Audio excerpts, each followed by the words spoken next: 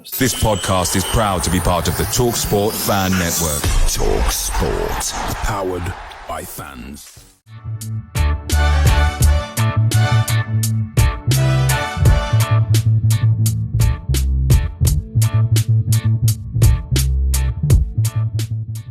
Evening and welcome to another edition of The Away End. I'm Craig Courtney and joined this evening by Joe Putterfoot from the Charlton Live podcast. We did speak earlier in the season, Joe, so welcome again, and we'll go through the upcoming game shortly. I just want to say to everyone as well, it's a welcome to The Away End, which is in association with AMG Logistics, who are also one of the chief sponsors of Birmingham City Football Club and ourselves at Tilton Talk. So after a week of league games for yourselves at Charlton, but FA Cup games for ourselves, we're back to league action on Saturday afternoon. And again, really nice to say, but a 3 o'clock kickoff because we've not got many of those coming up again. Birmingham off the back of a loss against Newcastle, which was very hard fought and really just showed where the team has come to and how we can compete against some of the big boys. And then on to a 4-0 thumping of Cambridge midweek, which now takes us 7 points clear at the top of the table. We've still a game in hand, so looking very promising at the moment. Charlton coming to the game, though, this weekend, off the back of quite a good run of form. 2 wins in the past 2 games, leaving them 5th in the table and on 50 points. But also, I guess, a key stat across all of this for those Charlton fans out there is that you scored 4 goals and only conceded the 1 during those 2 games. And we have, as we'll come on to say, seen a bit of a difference between when we played each other at Charlton earlier in the season. And again, this will be our 3rd game against each other when we take the League Cup as well into account. So, gonna be interesting. So overall, the record at the moment stands at Birmingham winning 22 games, drawing 21 and losing 25. So Charlton are still ahead of the game going into this weekend. And our last 5 games follows a similar trend. 2 wins, 2 draws, and 1 loss. So, yeah, Joe, tell us a little bit about how things have changed since we last played each other. Obviously, a bit of a difference in terms of, it's fair to say, the morale of the team, the way that they're playing. When we played each other before, you were down towards the relegation zone, fighting to stay away from that, and now see yourself in 5th place. So what's changed? Yeah, we've learned to play football is the honest answer. We've been a side that's been good off the ball all season, but we've looked rather inept when we've had it at our feet. And there was a run, which the Birmingham victory was sort of in and amongst the start of it, where we went with 1 win in 9 games, and then I think Birmingham were the next one. So without that one, it'd be 1 win in 13 or something like that. And so we went into December looking at over our shoulders really a bit more than up the table.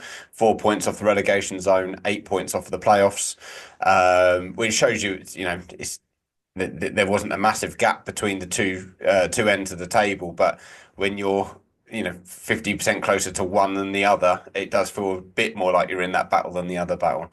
Yeah. But also we were struggling to see how we were going to turn this around. Jones didn't know his best team is the honest answer, or the best setup. We were trying to find ways to make things work and sort of scrabbling around really, but we've happened on a system which is 3 at the back, with 3 at the back with 3 wing backs, 1 playing centre back, and 2 left wing backs, both playing at wing back.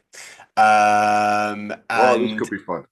Yeah, but it works, and it really does work. And then we've transitioned from Doherty being an attacking midfielder to a defensive midfielder, which has immensely improved his game.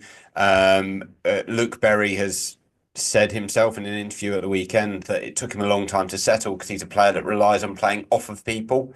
And he's had to, it's his first move in a long time. So he's had to learn how to play off of different people again. And then we've also got the slight complication or the slight tweak up front in terms of having Godden and Tyrese Campbell, whereas we've signed three big strikers. We're now not playing with any of them. So that's the system that is really, really working, and it's across the pitch. You've got ways to cause people problems, but the high press, high energy side of Charlton that Birmingham will remember all too well, I think, from the league game at the Valley. And I would say, if anything, I'd expect us to be even higher pressing, even more energetic, even more vociferous in our closing down. So, but when we do win the ball, we will hopefully look much more controlled on it, which is the big difference. And so you mentioned there, obviously, the change in the structure and the way things have been, which has obviously brought a bit of fruit really to yourselves in terms of changing in terms of the goal scoring, being, by the sounds of it, more defensively astute as well. What else do you think has caused it? Because obviously we've gone through the end of the first transfer window. Now we've been through the winter transfer window as well. And, you know, did you go on to sign additional players, or do you feel as though you strengthened even more? And I guess the key thing is it solely down to tactics, or do you think the players just actually now have gelled? Because when we spoke earlier in the season, it was actually we've got some people that have been around for a while. The others are still like learning their trade in effect with Charlton. Yeah, I mean we've cleared the decks really in January. So I think we got rid of 8 in total in January. Now that added up together, you get to 2 full matches per player, so about 1,800 minutes, I think, for the outfield players in total this season. So they're not massive contributors to us. But they were players that were coming in and out of the side, and when they were coming in, generally you were thinking, well, that's a downgrade. So we don't have that. We do have a much better fitness record at the minute. So we've got Kane Ramsey back. We've had Lloyd Jones come back at centre half, who is a colossus for us. And the other part of it is that in the early part of the season, what we had was Josh Edwards at left wing back and Kane Ramsey at right wing back, and that enabled us to stretch teams. Yeah. And so we were causing teams some problems down the flank and scoring late on. And when we lost Ramsey to injury, we then put our backup right wing back in, and he immediately got injured. And then we were playing a centre back at right wing back for a while, and just the balance of the team was all wrong. In addition, I think at the same time, we'd also lost one of our left wing backs. So we were really haphazard and really unbalanced. Yeah. But now Kane Ramsey's coming at right centre back for us, who is a wing back by trade. And what that enables us to do is we've got a bit of pace in the back line, which definitely helps. And then Thierry Small has gone across onto the right hand side. So even though he's left-footed, he can go either way. He is as sporadic and chaotic with either foot, so you never quite know what you're going to get with his left foot, and the right foot is similarly afflicted. But when it does come off for him, he is unstoppable, really, and he's lightning quick. There's no doubt about it. Lightning quick. So having him on that side, and then on the other side we've got Josh Edwards, who is very hardworking, gets up and down, but he's playing behind a striker who's historically a winger. So he's got that tricky side there. So it's sort of a 3 at the back, a 3-5-2 that turns into a sort of almost a 3-4-3. And it's that hybrid shape that I think is causing teams a bit of problems in terms of getting used to.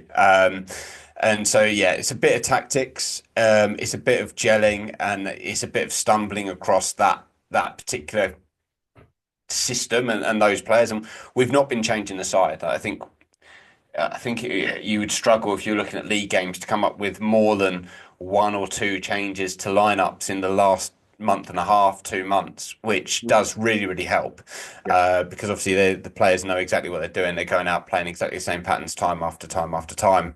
The one thing we have added in January, which showed a real benefit to us in yesterday night's game, is Gilbert at attacking midfielder. He came on and offered us something that we don't have, which is some incisive passing. So if we are struggling to break a team down, I do think now we've got some more options coming off the bench to really make a difference. So that, I think all those things add together, but the big watch out for Charlton is that our squad is as bare as our pitch. So if we do get a couple of injuries, it doesn't take long before I think you are looking at kids on the bench and having no options really to bring on to change up a game. But we're just, I think, gambling 100% on keeping everyone fit, and we have done that exceptionally well over the last couple of months. And of course, you're going into this game as well. You are one of only two teams that have taken 3 points off Birmingham this season. So I can only imagine that you want to come up and do the double. You want to see, you want to see the first of all the league record that we're holding at the moment in terms of wins and unbeaten run. We want to continue that, but you want to break it down. I think it's got the making of a fantastic game on Saturday. I know from reports that you've sold out your away allocation, so that's going to be a great atmosphere that we've built. Heading for a big crowd again at St Andrews in Knighthead Park. The only thing I will say, we've got that many home games that it may be a bit lower than at other occasions. Because literally we have been Saturday, Tuesday. We will be Saturday, Tuesday. We're then away from home, but then we're back at home on a Tuesday and back at home on the Saturday. So it's a struggle, obviously, for people to get to so many games, but it's still going to make for a really good atmosphere and really good game on Saturday afternoon. So you mentioned about some of the pace that you've got on your wings, but where do your goals come from as far as the team's concerned now? Because again, that was one area when we played that you were struggling with, but still managed to get that goal against us that got the 3 points. Yeah, so the goals really are coming from all over at the minute, which is, I think, why we're in such a good vein of form. So if you look over the recent few games, we've had winners from Lloyd Jones at centre, or goal from Lloyd Jones at centre back, Macaulay Gillespie at centre back. Both of our left-footed wing backs scored a right-footed goal in consecutive games. One from outside the box, which was an unbelievable curler that even Edwards in the interview said he didn't expect it to go in. He was a bit surprised by it himself. So,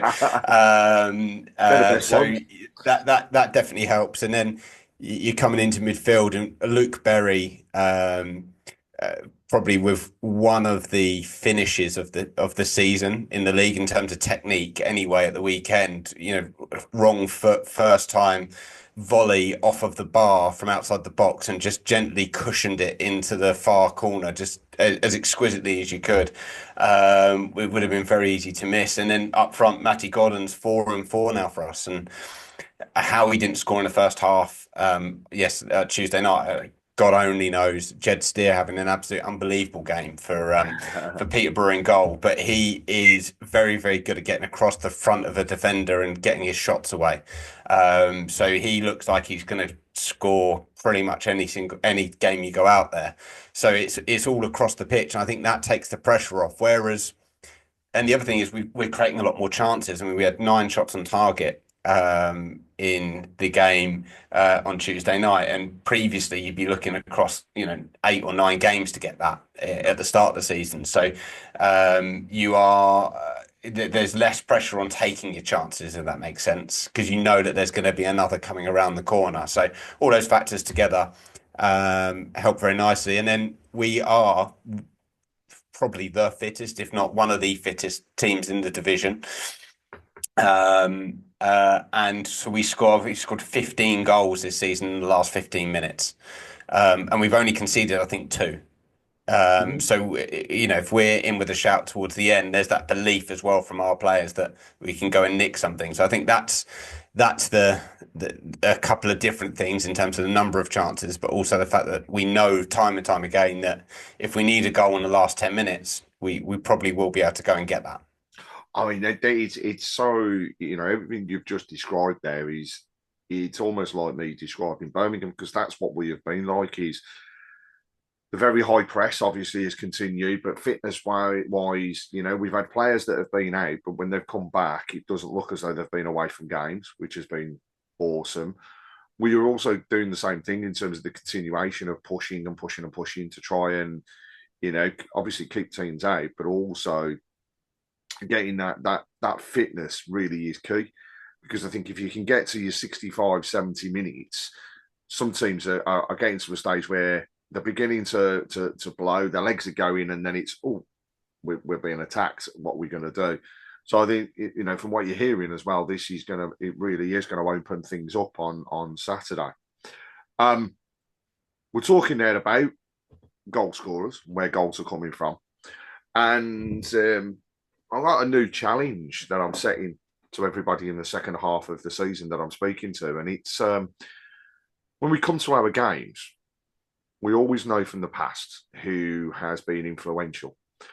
But do you think you can name your highest goal scoring attributions from people in the games against Birmingham? So I have the names of 5 players across both clubs, and the numbers of goals that they have scored that puts them into the top scorers list for fixtures between Birmingham and Charlton. Charlton have 2 players that are within that list, Birmingham with the remaining 3. Now, one of them, I will tell you straight off, if you get it, I know you've Googled it. And that's the Birmingham player. But can you name the 2 Charlton players that would be up there in terms of the goal scoring numbers? And then also, do you want to have a go at the 2 remaining Birmingham ones?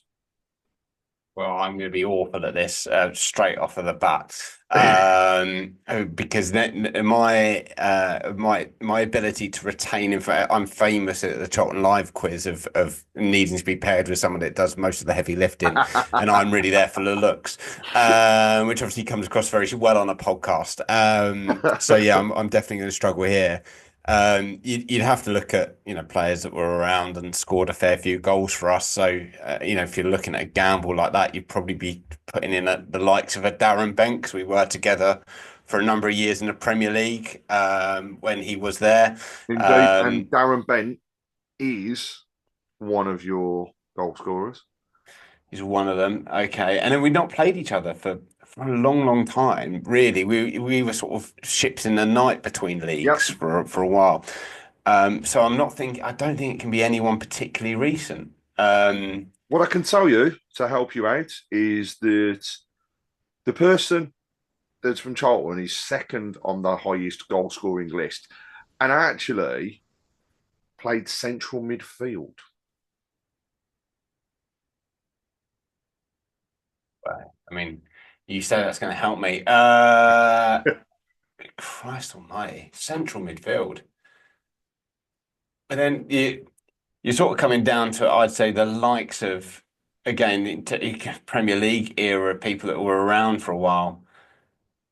Either your Parkers or your Jensens, maybe a Matt Holland. We'll go for Matt Holland by the noise, unless I haven't mentioned it. No, it is. So Matty Holland is your highest goal scorer in terms of the fixtures between Birmingham and yourselves. He scored 3 goals. Darren Bent, who you mentioned, got 2. Now, I'm going to give you the highest goal scorer across the 2 clubs, because it's a name that goes back over the years. Centre forward, name is Eddie Brown, and actually he scored 4 goals for Birmingham during the fixtures between the 2 of you. I might have had a chance of that because I would have just gone with two very generic names, and Eddie and Brown are pretty much as generic as you get. I'd say sorry to any Eddie Browns that are out there listeners potentially. Have a go Have a at go at the the other Birmingham two, though. players. Now, one of them I can tell you. Well, first of all, both of them were centre forwards. One of them was actually a loan player when he was at Birmingham, and he joined us on loan from Manchester United. Did really well in his Birmingham time. Unfortunately, his career didn't take off as it was expected, so he didn't really go on to do very much more. And the second one was Birmingham. You've mentioned the Premier League days, so it is a Premier League time player. Phenomenal, absolute phenomenal. Everything he touched seriously turned to gold. He was at Birmingham on loan and then signed permanently in the summer. And the last clue I'll give you, he was signed by Steve Bruce during the winter transfer window in our year in the Premier League, and nobody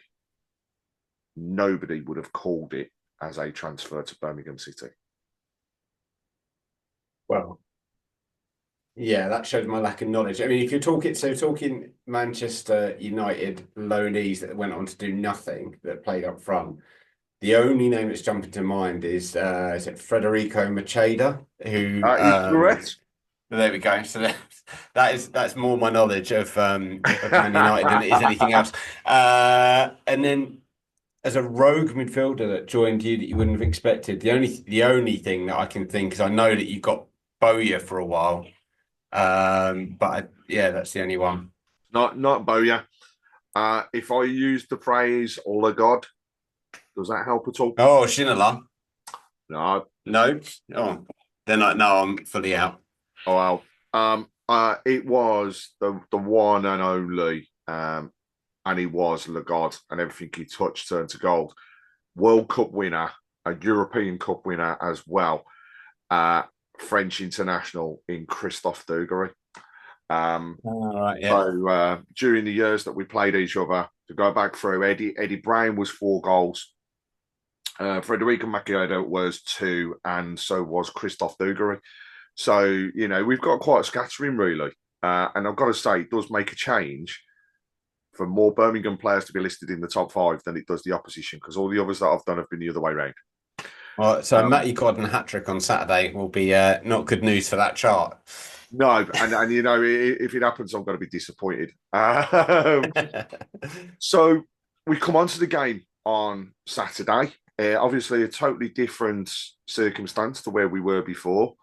Already mentioned the raucous atmosphere and build-up that there will be at St Andrews at Knighthead Park.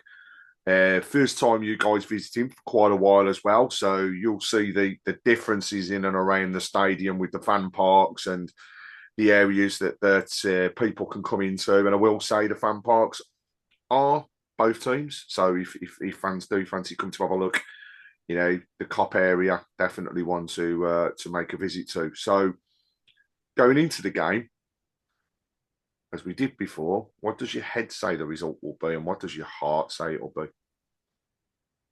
So, I honestly, my head is quite confident, and the reason being that we have a knack of teams who play out from the back being very difficult for them to get round, and if you play for our press, then pretty much hats off to you. And we're both in a good run of form. I think that the other thing is that, having had a bit of a canter for yourselves on Tuesday, but we had a last minute winner against Peterborough, and a team that we've completely took apart really, and should have been a long way ahead. So I think that I can see us nicking a couple of goals, and I can see us continuing our run of clean sheets. I mean, we've had 13 in the league this season. Last season, we only managed 5 in all competitions. And we are on a very, very good vein of not conceding. You mentioned we only conceded one in the last five, I think you said it, and that was a penalty. So we aren't giving up chances, and teams are struggling to break us down. So I think that looking at that, I think that it's the kind of game that we would go and win. I then think we'll probably stuff up against Exeter the following week, and that is the life of being a Charlton fan. But I don't think it'll be a high scoring affair either way. Just because if we are to win it or we are to concede it, what we'll be looking at, I think, is keeping things pretty tight. And a lot of the gambles will be about long balls towards the end rather than leaving ourselves exposed on the counter. So my head and heart are both saying at the minute a 2-1 win. And I'm actually going to go just the role reversal. I said it when we recorded Tilton Talk at the start of the week that you look at the midweek game and you think, okay, yeah, we really should go out and we really should beat the Cambridge side sitting bottom of the league, just completely out of any sort of confidence. And that did show through on Tuesday evening. But then I look at our game on Saturday, and actually it's one of the tougher ones. You know, we've done the two others. We've gone through the two games against Wrexham. We've gone through the two games against Huddersfield. We have Leyton Orient to come up who are on a decent run. We've got yourselves. So these are the games that, for me, we need to see over the line. And you know, I think I'll go with the 2-1 myself. I think it's going to be really hard fought game where we're going to have two teams that, to start off with, are going to be really sketchy around how we go at each other, try and fathom each other out, and then we'll see more of an open game. So perhaps the second half is where the goals may be scored. And we've also, like we said, got two teams that at the moment can run and run and run and run and run. The difference for me is we're seeing goals literally coming from every angle. And we're not seeing, as we've seen in the past, tippy-tappy, we're going to knock it in from 5 yards type of goals. You know, against Newcastle, the screamer of Iwata. Iwata has this knack of just spanking them from outside the box. And I think he scored 5 this season, and 4 of those have come from that sort of distance. So that'll continue to be that way. And Stansfield, at the moment, getting back more and more fit after he was out for a couple of games. He's got a point to prove. You know, he missed the penalty on Tuesday evening. Really unusual for him. He did score the first one, but he missed the second. So he's now going to be out to want to do stuff. And dare I say it, but Alfie May has been sitting on the bench and he's eager to play football. And I think that's when you get and see the most dangerous side of Alfie May. So my prediction sticks with 2-1. I'll go with a Stansfield first goal.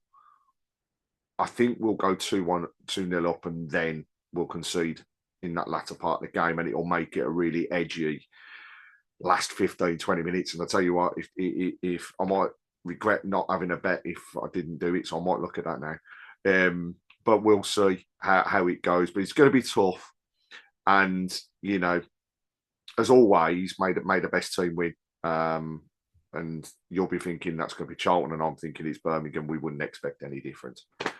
So thank you, Joe, for joining us on the away end in association with AMG Logistics. This has been great to go through our upcoming games. Hopefully this isn't the last time we speak. Next season, hopefully, again, we'll be playing each other. You coming up via the playoffs, and it'd be nice for Birmingham to take that top spot. I've got to say it, and I'm going to stick by it. But I do hope that you can get yourselves through the playoffs, because when I do look at the teams that are in and around that area, I know you said at the beginning you didn't think you'd stick around, but I think you've got the strength to do it, and you've got the run of form that others seem to be lacking at this present moment. So hopefully that will continue. So, as always, I'll sign off by saying have a great rest of the season, apart from on Saturday.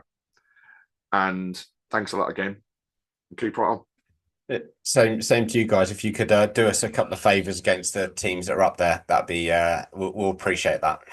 Hey, when we play in Orient, we won't forget you. Don't worry. Thank you very much.